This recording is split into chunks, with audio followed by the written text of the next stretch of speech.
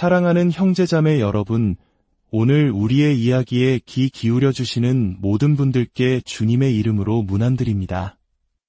이 메시지가 여러분의 마음에 닿기 전 잠시 좋아요와 구독을 눌러주시면 이 은혜의 말씀이 더 많은 영혼에게 퍼져나가는 데 큰 힘이 될 것입니다. 여러분의 작은 손길 위에 하나님의 크신 평강이 함께 하시기를 기도합니다. 우리는 살아가면서 수많은 기도를 합니다. 그 기도 대부분은 맑은 날과 끝없는 축복을 구하는 것들입니다. 우리는 축복받는 5가지 방법이나 아브라함의 축복을 받는 비결 같은 가르침에 익숙해져 있습니다. 승리자가 되고 챔피언이 되며 언제나 이기는 삶을 사는 법을 배웁니다. 물론 이러한 가르침이 틀린 것은 아닙니다. 하지만 혹시 우리는 신앙의 아주 중요한 한 부분을 잊고 있는 것은 아닐까요? 진정한 극복이란 넘어설 무언가가 있을 때 비로소 의미가 있습니다. 싸워보지 않고 챔피언이 될 수는 없으며 상대 없이 승리를 논할 수는 없습니다. 우리 삶에는 반드시 눈물의 계절, 애통의 시간이 찾아옵니다. 그리고 그 눈물은 하나님을 향한 가장 정직한 신호입니다. 주님, 저는 주님이 필요합니다. 어쩌면 우리는 우리의 신학을 조금 조정해야 할 때가 왔는지도 모릅니다. 우리를 고난에서 건져내시는 하나님만을 강조하는 대신 우리와 함께 고난 속을 걸어가시는 하나님을 받아들일 준비를 해야 합니다. 불길 속으로 함께 들어가 주시고 고통의 한복판에 함께 계셔 주시며 가장 깊은 아픔의 순간에 우리 곁을 지키시는 그 하나님을 말입니다. 젊은 시절 저는 이 사실을 이해할 수 없었습니다. 저는 다른 사람들을 위해 기도하고 안수하며 그들의 병이 낫는 것을 수없이 목격했습니다. 그러나 정작 제 집에는 알츠하이머를 앓는 어머니가 계셨습니다. 저는 스스로에게 물었습니다. 하나님, 어찌 이럴 수 있습니까? 저는 다른 이들을 치유하는 데 쓰임받는데 왜 제 어머니는 고통 속에 내버려 두십니까? 어느 날 밤 뜨거운 설교를 마치고 땀에 흠뻑 젖은 채로 병원으로 달려갔습니다. 저는 땀으로 축축한 제 몸을 어머니의 몸 위에 겹치고 그분을 낫게 해달라고 간절히 부르짖었습니다. 하지만 어머니는 결국 하나님의 부르심을 받았습니다. 그때 제 안에서 원수의 목소리가 들려왔습니다. 이제 넌 강단에 서서 무슨 설교를 할 셈이냐? 내 어머니 하나도 고치지 못했으면서 그 목소리는 저를 비웃었습니다. 내가 믿는 신이 어디 있느냐고 조롱했습니다. 저는 그 순간 대답했습니다. 나는 설교할 것이다. 어머니의 장례식에서도 설교할 것이고 너의 종말에 대해서도 설교할 것이다. 제 자신의 힘으로는 도저히 불가능한 일이었습니다. 그러나 저는 그 지독한 고통 속에서 비로소 저와 함께 아파하시는 하나님을 만났습니다. 우리가 고통 앞에서 느끼는 당혹감과 충격은 하나님 때문이 아니라 우리의 잘못된 가르침 때문일 수 있습니다. 우리는 고난에 대해 충분히 배우지 못했습니다. 마치 우리 할머니, 할아버지 세대를 떠올리게 합니다. 25 전쟁 직후의 잿더미와 혹독한 가난 속에서 그분들의 신앙은 단련되었습니다. 그분들이 부르던 찬송가에는 고난을 헤치고 나아가리라, 주님과 함께라면 좁은 길도 가리라 와 같은 가사들이 가득했습니다. 고난은 그분들 신앙의 일부였고 오히려 믿음을 더 깊게 만드는 과정이었습니다. 하지만 시대가 풍요로워지면서 우리의 찬송가에서 고난에 대한 노래는 점차 사라졌습니다. 우리는 우리의 상황이라는 렌즈를 통해 하나님을 바라보기 시작했습니다. 모든 것이 순조로울 때 우리는 호산나를 외치며 하나님을 찬양합니다. 하지만 상황이 나빠지고 세상이 그를 십자가에 못 박으라고 외칠 때에도 우리는 여전히 그분 안에서 희망을 볼 수 있습니까? 인생을 충분히 오래 살다 보면 우리는 누구나 이 양극단의 경험을 하게 됩니다. 한쪽에서는 승리의 기쁨을 맛보지만 다른 한쪽에서는 찢어지는 고통을 겪습니다. 이 부분은 온전하지만 저 부분은 산산이 부서져 있습니다. 이것이 인생의 실체입니다.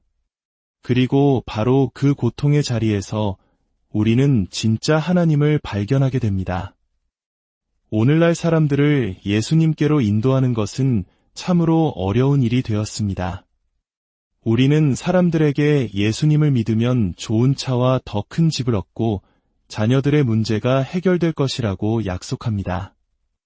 마치 다른 사람의 계좌로 수표를 남발하는 것처럼 하나님의 이름으로 우리가 보장할 수 없는 약속들을 너무 쉽게 내뱉습니다. 하지만 하나님과 동행하는 삶은 번지르르한 말을 하는 설교자들이 큰 군중을 흥분시키는 쇼가 아닙니다. 언젠가 당신의 삶에도 반드시 이런 고통의 한 주가 찾아올 것입니다. 화려했던 결혼식의 추억은 고된 결혼 생활의 현실과 마주하게 될 것입니다. 품에 안고 마냥 예뻐했던 아이는 어느새 당신의 가슴을 짓누르는 무거운 짐이 될 수도 있습니다. 저는 당신에게 약속할 수 없습니다. 당신과 함께 시작한 모든 사람이 끝까지 당신 곁에 머물 것이라고 말입니다. 당신을 환호하던 모든 이들이 당신이 어려운 처지에 놓였을 때에도 그 자리를 지켜줄 것이라고 약속할 수 없습니다. 하지만 저는 한 분을 압니다. 하늘 보좌에 높이 앉아 계시지만 가장 낮은 곳을 살피시는 하나님을 압니다. 세상이 당신을 불 속에 던져 넣을 때 그분은 그 불길 속으로 함께 뛰어드실 것입니다. 당신이 풀무불 한가운데 있을 때 그분은 당신과 함께 그 안을 거니실 것입니다. 왜냐하면 고통과 번민 속에서 우리는 그분과 가장 깊은 영적 유대감, 즉 친밀함을 경험하기 때문입니다. 그러니 고난이 닥쳐올 때 너무 놀라지 마십시오. 우리의 믿음은 좋은 시절만을 약속하는 값싼 신앙 위에 세워진 것이 아닙니다. 하나님은 우리에게 햇살만 주시며 비에 대해서는 침묵하지 않으셨습니다. 기쁨만을 말씀하시며 고통을 감추지도 않으셨습니다. 당신이 십자가를 볼 때마다 기억하십시오. 하나님은 진실하시다는 것을. 그분은 우리에게 인생의 현실을 있는 그대로 보여주십니다. 고난은 피할 수 없는 현실입니다. 그러나 그 고난 속에 놀라운 계시가 숨겨져 있습니다. 예수님 생애의 가장 위대한 순간은 사람들이 겉옷과 종려나무 가지를 깔며 호산나를 외치던 때가 아니었습니다. 그분의 가장 위대한 시간은 살점이 찢기고 뼈가 드러나는 고통 속에서 자신의 몸을 아버지께 의탁하며 다 이루었다고 말씀하신 바로 그 순간이었습니다. 세상은 그분을 십자가에 못 박고 사흘 동안 승리한 듯 보였습니다. 금요일, 그들은 비웃었습니다. 토요일, 그들은 조롱했습니다. 그들은 예수님이 거짓말쟁이이며 사기꾼이었다고 떠들어댔습니다. 이제 모든 것이 끝났다고 확신했습니다.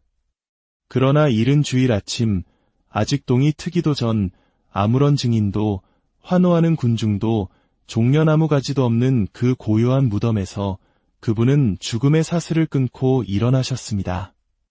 그 누구의 도움도 없이 스스로 수의를 벗고 무덤에서 걸어 나오셨습니다. 죽음에서 생명으로, 지옥에서 영광으로 걸음을 옮기시며 선포하셨습니다. 내가 세상을 이기었노라. 그러므로 너희도 이길 수 있느니라. 이제 말씀을 맺으려 합니다. 극복하는 자가 되기 위해서는 반드시 극복해야 할 대상이 있어야 합니다. 싸움 없이는 챔피언이 될 수 없고 상대 없이는 승리자가 될 수 없습니다. 고난은 우리를 무너뜨리기 위함이 아니라 우리를 진정한 승리자로 만드시기 위한 하나님의 계획 안에 있습니다. 저는 지금 원수, 사탄을 향해 선포하고 싶습니다. 내가 나를 보고 충격받았다고 생각한다면 넌 아직 나를 모르는 것이다. 내가 여기서 포기할 것이라고 생각한다면 넌 나를 과소평가한 것이다. 불같은 시련이 내게 닥쳐오는 것을 이상하게 여기지 말라. 할렐루야. 내게는 불 속에서 나와 함께 하시는 하나님이 계시다. 풀무불 속에서 나를 만나주시는 하나님, 병상에서, 고뇌 속에서, 공동묘지에서, 실직의 자리에서 나를 찾아오시는 하나님이 계시다. 우리 삶에는 눈물의 계절이 있습니다. 특히 한국의 남성분들이라면 남자는 우는 것이 아니다라는 말을 들으며 자랐을 것입니다. 울음을 참는 것이 강인함의 증거라고 배워왔습니다. 하지만 울지 않는 것은 당신을 강하게 만드는 것이 아니라 병들게 합니다. 슬픔은 눈물이 흐르지 않으면 떠나지 않습니다. 눈물은 하나님이 주신 선물입니다. 너무 많은 고통을 삼켰을 때 우리의 영혼을 환기시키는 통로입니다. 눈물은 하나님께 보내는 신호입니다. 주님, 당신이 필요합니다. 마당에서 아이들이 떠들고 노는 소리에는 신경 쓰지 않던 부모도 아이의 비명, 고통에 찬 울음소리가 들리면 하던 일을 내팽개치고 달려나갑니다. 우리의 하나님 아버지도 마찬가지입니다. 그분의 발걸음을 멈추게 하는 울음소리가 있습니다. 눈먼 바디메오를 기억하십니까? 그는 길가에 앉아 구걸하던 사람이었습니다. 그러나 예수님이 지나가신다는 소리를 듣자 그는 소리치기 시작했습니다. 사람들이 조용히 하라고 꾸짖을수록 그는 더 크게 외쳤습니다. 성경은 말합니다. 그의 울부짖음에 예수님께서 가던 길을 멈추어 서셨다고. 수많은 악마, 레기온 군단에 사로잡혔던 사람을 기억하십니까? 수천의 악마들도 그가 예수님께로 달려가는 것을 막을 수 없었습니다. 그가 예수님 앞에 이르렀을 때 그 안에 있던 악마들이 오히려 두려움에 떨며 애원했습니다. 예수님께서 그를 고치셨을 때 그는 온전한 정신으로 옷을 입고 예수님 곁에 조용히 앉아 있었습니다. 그는 두려웠습니다. 이 평안이, 이 기쁨이 예수님을 떠나면 사라질까 봐 두려웠습니다. 그래서 그는 간청했습니다. 주님, 저도 함께 가게 해주십시오. 그러나 예수님은 말씀하셨습니다. 아니라, 이제 집으로 돌아가라. 내가 온전해졌으니 너는 이제 집으로 돌아갈 수 있다. 많은 이들에게 집은 또 다른 일터와 같은 곳입니다. 육신은 집에 있지만 마음은 밖을 떠돌며 진정한 쉼을 얻지 못합니다. 그러나 주님은 말씀하십니다. 이제 집으로 돌아가라. 당신이 진정으로 자유로워졌다는 증거는 당신이 당신의 집에서 온전한 평안을 누릴 수 있을 때 나타납니다. 오늘 눈물의 골짜기를 걷고 있는 모든 분들께 하나님의 깊으신 위로와 은혜가 함께하기를 축복합니다. 기억하십시오. 당신은 결코 혼자가 아닙니다. 고통의 가장 깊은 어둠 속에서 당신은 주님의 가장 밝은 빛을 보게 될 것입니다. 주님은 당신을 건져내실 뿐만 아니라 지금 이 순간에도 당신과 함께 걷고